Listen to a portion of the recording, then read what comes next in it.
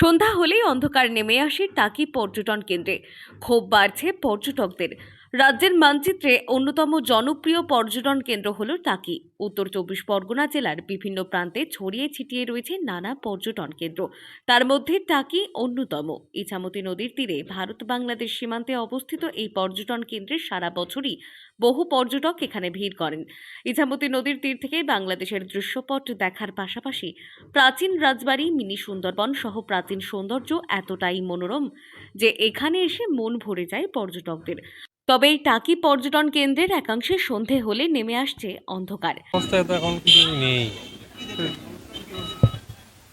অবস্থায় থেকে রেনোভেশনের কাজ চলছে, কিন্তু আগের বার এসে দেখেছিলাম বেশ ভালো আলো টালো ছিল। এবার তো সেরকম নেই।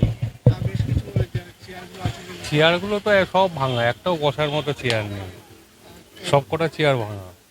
না, এটা তো সমস্যা। এটা একটা পর্যটন কেন্দ্র। হ্যাঁ, এখানে একটু ভালো লাইট, বসার জায়গা অন্তত ভালো করা উচিত, একটু পরিষ্কার পরিচ্ছন্ন থাকবে।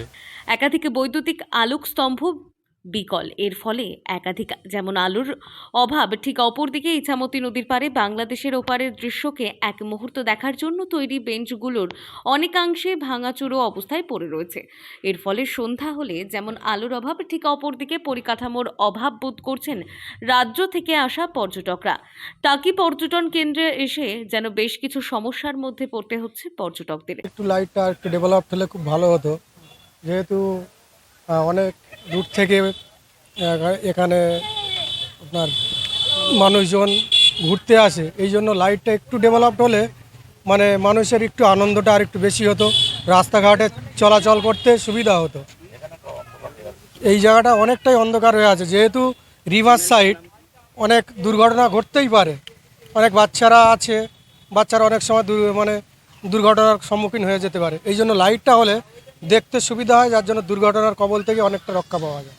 এই আলোর অভাব ও পরিকাঠামো নিয়ে প্রশ্ন তুলছেন তারা।